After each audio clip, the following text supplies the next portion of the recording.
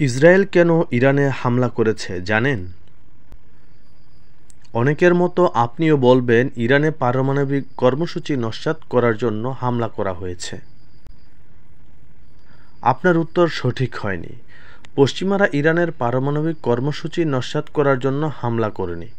তারা হামলা করেছে ইরানের বর্তমান শাসন ব্যবস্থাকে ধ্বংস করার জন্য, তথা খামেনির শাসনকে।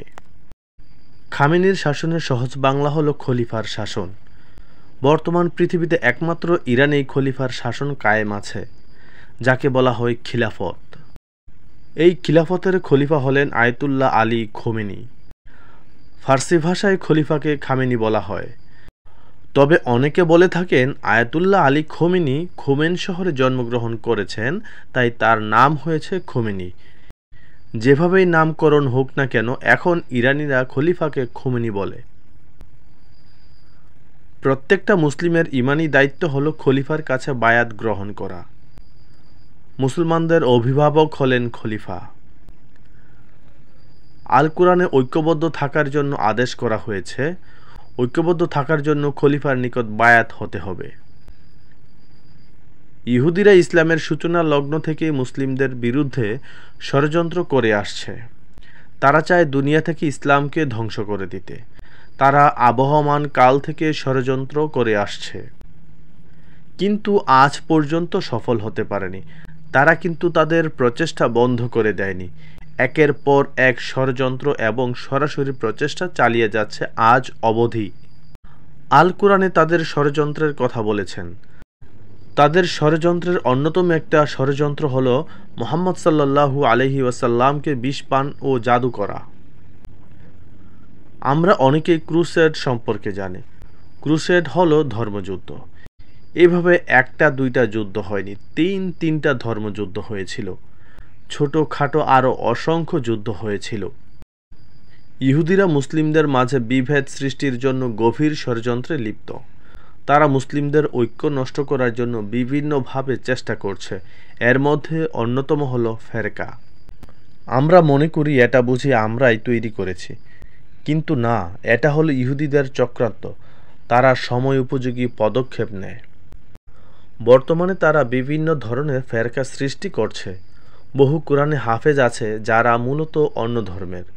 ইহুদি, খ্রিস্টান, হিন্দু সবাইকে মদদ দেয় বা অর্থের লোভ দেখিয়ে তাদেরকে মুসলিম হিসেবে সমাজে প্রতিষ্ঠা করায়।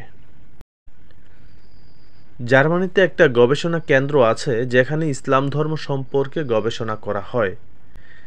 সেখানে শুধু খ্রিস্টান ও ইহুদিরাই পড়াশোনা করতে পারে। এভাবে তারা ইসলামের ভিতর ফেরকা তৈরি করে। শিয়া সুন্নি এই ফেরকার একটা। এই ফেরকা সৃষ্টির মাধ্যমে সমগ্র মুসলিম বিশ্বকে দুই ভাগে ভাগ করা হয়েছে। শিয়ারা মনে করে সুন্নি জাহান্নামী আর সুন্নিরা মনে করে শিয়ারা জাহান্নামী। এভাবেই মুসলিমদেরকে তারা ভাগ করে ফেলেছে। এতে করে মুসলিমদের ঐক্য নষ্ট হয়েছে এবং দুর্বল হয়েছে। আমাদের দেশেও এক শ্রেণীর মানুষ আছে যারা ইহুদিদের হয়ে কাজ করে। আপনি তাদেরকে সহজেই চিনতে পারবেন। তারা হলো ইয়াজিদের পক্ষে কথা বলবে। তারা আহলে বায়াতদেরকে সম্মান করে না। তারা নামেই মাত্র সম্মান করে। উমাইয়া খিলাফতকে বৈধ মনে করবে। হুসাইন রাদিয়াল্লাহু তাআলা আনহু এর খুনি ইয়াজিদকে খুনি মনে করবে না। ইরানে ইসলামী বিপ্লব হওয়ার আগে আমেরিকা, ইসরায়েল ও ইউরোপ ইরানের পক্ষে ছিল। যখন ওই ইরানি ইসলামী বিপ্লব হয়েছে, তখনই পশ্চিমারা ইরানের বিরুদ্ধে চলে গেছে। কারণ ইরানে ইসলামী শাসন প্রতিষ্ঠা হয়েছে, যেখানে ক্ষমতার কেন্দ্রে থাকবে খলিফা। ইহুদিরা ভালো করেই জানে, মুসলিমরা যদি খলিফার ছায়াতলে আসে তাহলে মুসলিমরা আবার বিশ্ব শাসন করবে। তাই তারা কোনোভাবেই চায় না ইরানে খলিফার শাসন থাকুক। বর্তমানে খামেনি ইরানকে এমনভাবে পরিচালনা করছে যার কারণে পশ্চিমাদের মনে ভয় ঢুকে গেছে। এদিকে খামেনি দেশ ও মুসলিম জাতির নিরাপত্তার স্বার্থে দিন দিন সামরিক সক্ষমতা বৃদ্ধি করছে।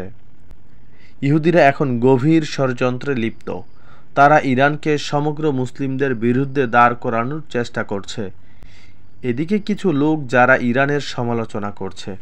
এরা কারা? এরা হলো বাংলাদেশের মুসলিমরা। তারা প্রচার করছে শিয়ারা মুসলিম নয়, যদি আপনারা জানতে চান বাংলাদেশের কোন মুসলিমরা ইরানের বিরুদ্ধে, তাহলে কমেন্ট করুন, সেখানে আপনার প্রশ্নের উত্তর দেওয়া হবে। আজ এ পর্যন্তই, সবাই ভালো থাকবেন।